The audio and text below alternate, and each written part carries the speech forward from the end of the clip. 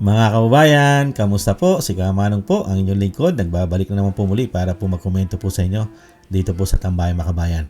Magkomentohan na po tayo mga kababayan. Samahan niyo po inyong lingkod. Umpisa na po natin. Binabatikos po ngayon mga tambay ang Kamara. Lalong-lalo po. Ito pong Secretary General po ng Kamara dahil sa hindi po pagtanggap ng impeachment ni Bongit na tinatawag na bangag ng kanyang kapatid na Senadora Amy Marcos. Ang ikalawa at ikatlong impeachment ay hindi po tinanggap. Ito po, bago po natin panoorin yung video ng hindi po pagtanggap doon po sa ikatlong impeachment, mga kabayan, ito naman po ang pinalabas na pahayag ni Attorney Vic Rodriguez mga tambay dito po sa Secretary General ng Kamara mga kababayan. Ito po, ayon po kay Attorney Vic Rodriguez. Yan po ang sinasabi po ni Attorney Vic Rodriguez. Cheloy Garapil, wag kang garapal. Attorney Vic Rodriguez sa umano'y pagharang sa mga impeachment laban kay Pangulong Marcos Jr. Mariing binatikos. Ayan po, mariing binatikos ni dating Executive Secretary Attorney Vic Rodriguez ang pagtanggi ng Office of the Secretary General ng Kamara na natanggapin ang ikalawa at ikatlong impeachment complaint laban sa Pangulo na si Ferdinand Marcos Jr. Mga kababayan, yan po ang pahayag at pinost po ni Attorney Vic Rodriguez sa kanyang social media na talagang binabatikos niya po si Cheloy Garapil, wag kang garapal. Ayon po kay Attorney Vic Rodriguez mga kababayan. Siya raw po ang dahilan kaya po ayaw tanggapin at hinaharang ang impeachment po, ang ikalawa at ikatlo. Dahil yung ikatlo po ay yan po ang pinakamatindi at kumpleto po ng mga ebidensya yan. Yan po'y pinagsama-sama po yan nila Attorney Topacio mga kababayan. Nahandyan din po sila. Nahandyan din po ang grupo po ni Chavit Singson mga tambay at syempre po yung PDP laban. Ito po, pakinggan po natin, panoorin yung video po nakaganapan po sa loob po ng Kamara sa hindi po pagtanggap ng ikatlong impeachment po. Pati po yung ikalawang impeachment ng Makabayan Black yata yung mga tambay, hindi rin po tinanggap dahil nga po mga kababayan ay yan po ay planado na po yan nila umano. Ito po ang kaganapan, panoorin po natin mga kababayan.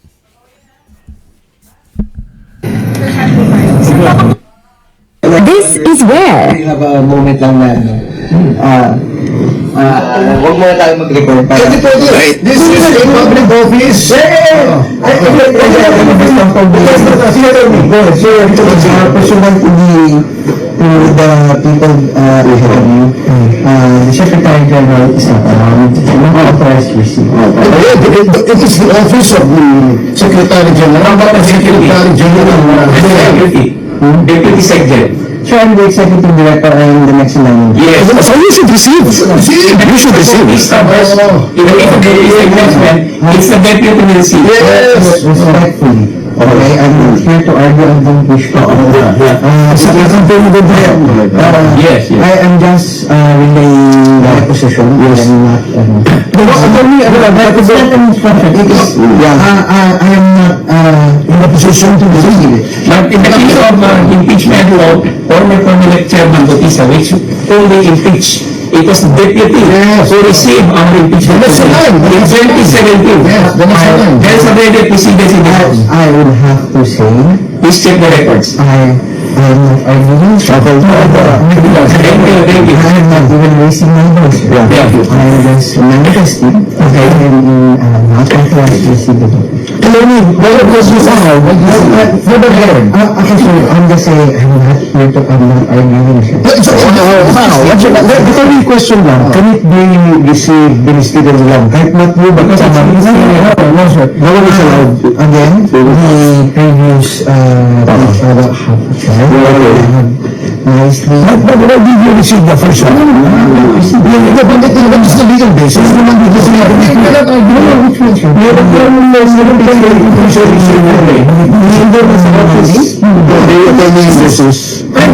She was here, sir. Okay. So, even sabihin, by the simple expedient of not being here, hindi kayo pwede mag-receive. Is that your stand? Sir. I'm just saying. I'm not arguing, I'm asking you. I want an answer. I'm just manifesting, and I do not have the authority. What is your office ka na? If I cannot, pababada mo yun. Wala din. Okay, what's your basis? As a lawyer, I'm both lawyers, you have to tell me what your legal authority is. And next thing, what level sa office of the section? Can you assure us na wala kayong gagawin to block our filing when we return on Monday? Like, in the policeman complaint that you already received. Obviously, sir. That's not within my mission. It's not my office, sir. Ang tanong lang, so number one, you're not authorized. Number two, the office is not authorized. Number three, sabi mo sa attorney was allowed because sabi ko Secretary Garfield. Okay, and then tinatanong na attorney lang is on what basis kasi constitution din ba is not a person. So, authority na tinatanong ni SecG, ni Commission G, SecG ba ang may instruction? Ang tercero, ano ang basis? Pwede yung ginagawa mo. Ano ang basis mo? What is your basis? There was no basis.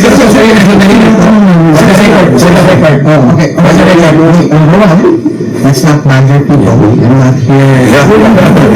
Sorry if you feel that way. Answer the question para hindi ka mabudget. Then you cannot answer the question. Because we are citizens. We are paying you salary. Answer us. For the meantime, I'm making a program. Even if you don't receive, but you know we can proper the complaint and all the annexes, and it is legal. If you will not receive, that is deemed legally received by law. We tender the tender. We are preparing and tendering it Our complaint. under and by virtue of the Constitution. Let me say today is still 18 second. I acknowledge the time is 2:11. Yes. Okay, so kung naman tayo, so tayo naman is here to explain to us. It was now. I will. Pumunta tayo. Hindi tayo parang friends dito sa ano. Can we please sit down here? I love for manifestation. Going back to my original question, what is your legal authority in saying that you are not authorized to receive? You want to know, it was a statement so you are saying that based on your own conclusion of what the law says, you are not authorized. Is that what you're telling this fellow lawyer? It's not in the law. It's not what you're saying. So sinasabi mo natin yun yan, not authorized. Is there an instruction from you? So what instruction from you? Okay, going to the next question. Since there is no instruction, you're saying that you cannot receive the complaint is based on your conclusion of the law. What it says? Wait, sir. These questions, what are they for?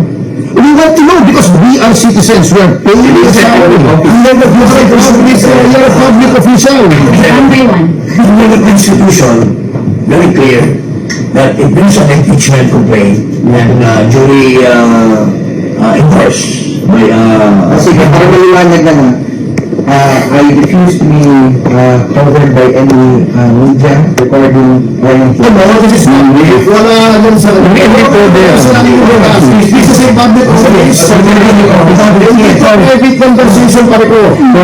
For manifestation's sake. Okay. I just manifest. I'm not consented to any recording or broadcasting of any conversation here as I'm doing. Okay. Our lawyer and papasok with tender Okay. economy. For the record, we tender the complaint in accordance with the Constitution.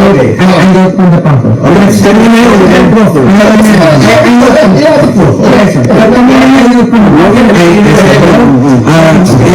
Let's go from the motion. Nonetheless, we are This to be to you, to be candid, syempre, because we understand na hindi ka namin authorized, but of course, as a group, we will also take legal steps. That's why may mga regulations. So, wala pong sa if you, like, that is what I understand. Sorry that you have to take the floor. Thank you for receiving us. So, maraming salamat. Kung may documents, establish ko lang. It's 2/11/22 January. Tinanda namin sa yung pagdating ko na it was an attempt to also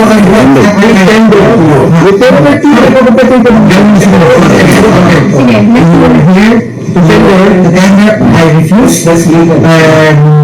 We left a copy here in the office. You could actually leave it there. Para okay na po tayo. Okay, thank you. This is what I propose. Di ba mo sa hours ko lang ang sito? Sobra pa, okay. Since wala si Chairman dito, hinintay namin na dumating siya ulit. I'll stay here until 7. Tapos si Chairman. Sige, may kapag ng anyway, thank you for that. Where is si Segjen? Asan na Segjen? Where's the Segjen? Taiwan. And in her absence, who is the acting Segjen? Isa-isa lang. It's you. It's you. There is no acting secretary. Who's the second in command? Second in command. In this office, I am the executive. Nonetheless, we are tendering and opening our original complaint and the annexes form and under and by virtue of the Constitution of the Republic of the Philippines. Kanina ko pa sinasabi, baka meron tayong binabalagay ng civil service regulation. Kasi you're supposed to be, pagka wala dito yung pero papalit. Automatic. Secondly, Panyero. Secondly, Panyero. Bakit siya galapin? Nagkano na naman, pumunta tayo naman. Kung walang siya na. This is clear. There was already, diba? They've established yung, it's attorney naman was kind enough to state the legal basis. We should make. So, okay na tayo. Gusto ko lang tanong pa kay Kasi gusto na tayo nila naman. Gawin ang sabi, sir, iikot ako. Okay, gawin ang sabi, iikot ako iikot. Because, para ano, Admiral Carlos, Carlos, Admiral Charlie, and si Secretary of US Forum, Attorney Topacio, hindi ko, we must go to. And former Congressman of course, Attorney Manilungan, Attorney General Garcia, Presidential Anti-Corruption. and sorry, Attorney Davi, Harold Despicio, Vice Mayor. Complainant as well, sir. Thank you, Attorney. Congressman Mike, di ba mayroong executive order that since there is a one-China policy, restricted ang travel ng public officials na ito tayo? Ibang topic na yan. Ibang topic na yan. For the record.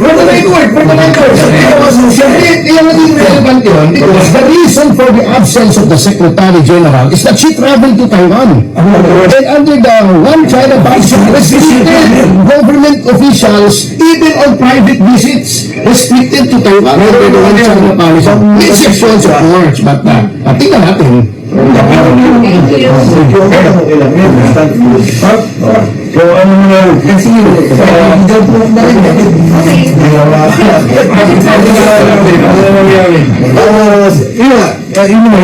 naman yung That's enough. That's the legal requirement. Pero naman,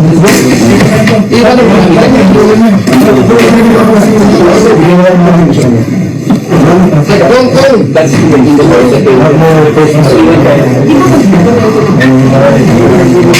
thank you. Any quick statements, sir? 5K nanonood sa live na yan? Alright. So Mike, for the 5,000 watching live, anong statement natin? Well, una sa lahat, si Atty. was kind enough to come here at sabihin na hindi na kaya tanggapin. So, sino ito kasi hindi naman tao eh. Ba't mo office? Sa sarili mo, and ito papakita lang na talagang yung mga impeachment na kalokohan sa gusto lang babuyin ang ating proseso ng saligang batas sa impeachment. Ito lang ang papakita ng tao magreklamo. Hindi ang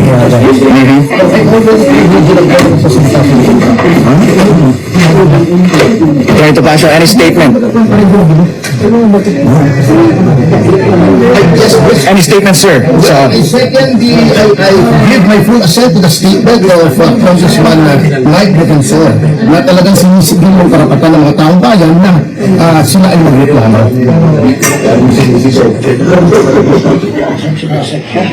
Yan po mga tambay, ang kaganapan po. Kahapon po mga tambay, doon po sa loob at opisina po ng Secretary General mga bayan ng Kamara. Ang tao daw po, ang secretary daw po ay wala sa Pilipinas, mga kababayan. Nasa travel at talagang hindi po tinanggap.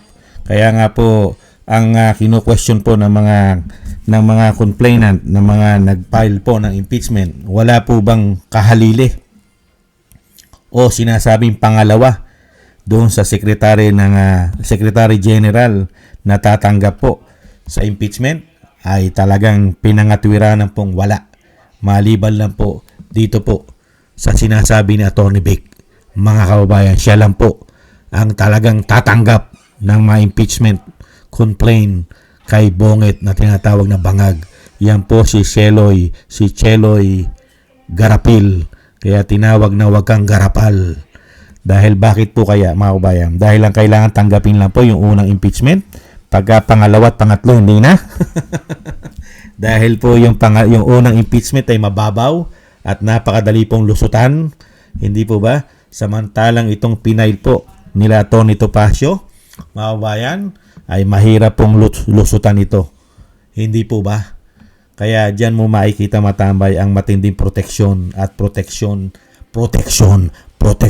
at maraming proteksyon ang ginagawa nila para po hindi ma-impeach ang tinaguriang ni Senador Amy Marcos na bangag at gumagamit ng pulburon, ang tinatawag niyang bongit na kanyang kapatid, mga kababayan. Yan po ang nangyari po mga kababayan, at binabatikos po ngayon sa social media ito pong si Cheloy Garapil. Huwag kang garapal. Tinanggap mo ang una, pero ang pangalawa at pangatlo ay ayaw mo nang tanggapin. Ganyan po katindi. Dahil alam naman po natin mga tambay, talaga pong ang Kamara, ang House of Representatives, talagang napakarami po dyan na sinasabi pong tagapagtanggol ni Bongit na tinatawag ng bangag ng kanyang ate. Bakit po? Nahandyan po lahat ang mga kasabwat umano sa malawakang korupsyon na mahigit 3 taon. Majority po dyan ng mga congressman ay nakinabang daw umano sa napakalalaking pera insertion sa kanilang mga distrito. Hindi po ba sa mga distrito nila ay nakinabang? At saan po ba nawala ang mga ghost project? Hindi po ba sa mga distrito nila ng mga congressman? Hindi po ba sa mga distrito ng congressman nawala ang mga flood control project at naging ghost? Hindi po ba? Bakit po nila hindi ipagtatanggol at hindi po nila po proteksyonan si Bonget na tinatawag na bangag? Dahil pag na-impeach po yan, yari po silang lahat. Hindi po ba? Kaya gagawin lahat ang proteksyon at maproteksyonan na hindi po ma-impeach ang kanila pong amo umano. Hindi po ba? Pero darating naman po ang panahon. Hindi naman po lahat ng panahon ay sa kanila, mga kababayan. Ang panahon po ay mabilis lang lumilipas. Hindi po lahat ng panahon ay nasa kanila at hindi po nila pag-aari ang bansang Pilipinas. Hindi po sila forever dyan. Lalo-lalo po kung ganyang klaseng paglilingkod lang gagawin nila sa taong bayan at sa Pilipino. Korupsyon, pamumulitika, kahirapan ng Pilipino. Di po ba? Yang bang ganyan leader? Ganyan bang mga politiko ang nanaisin mo na magtagal na magsilbi sa'yo? Na napakaraming issue, korupsyon, pamumulitika, at ano pa? Pulburon? Unbelievable. May panahon po. Ang panahon ay lumilipas, mga kababayan. Kaya po tayo naghihintay ng tamang panahon para po sa mga hayop na yan na sila naman po ang usigin ng batas. Hindi po ba? Maraming salamat po sa gusto po natin tambayang makabayan sa YouTube at TikTok. At ganun din po sa ating mga subscribers. Thank you po. At sa mga nagko-comment, like, share, and subscribe. Maraming salamat po. Shoutout po sa inyong lahat. At syempre po, thank you po sa mga nagbibigay po ng tulong at biyaya. Shoutout po kay Tatay Nick ng Canada, Eric Hershio ng Canada, Balance Vision TV, kay Gay at Shena, kay Annie Jo, ako si Phil Am, kay Kingston ng Hong Kong, Jake Yahut ng Maisog, California, USA, Gina Ray Solidides ng Berlin, Germany, Julieta Silona ng Sydney, Australia. Thank you po sa inyo mga kabayan. Ingat po kayo. Shoutout po sa inyo lahat. Maraming salamat po. At syempre po yung dasal at panalangin po natin sa ating pong buong sambayanan at sa pamilya Duterte na tayong lahat po ay maingatan sa kapahamakan. Ang Vice President at ang dating Pangulo ay maingatan po tayong lahat sa kapahamakan at madugtungan pa po ang buhay kalakasan ng dating Pangulo at makalabas na po siya sa lalong mabilis. Maraming salamat po sa mga dasal po ninyo mga kabayan. God bless po. Ingat po at istis lang po tayo. Bye-bye.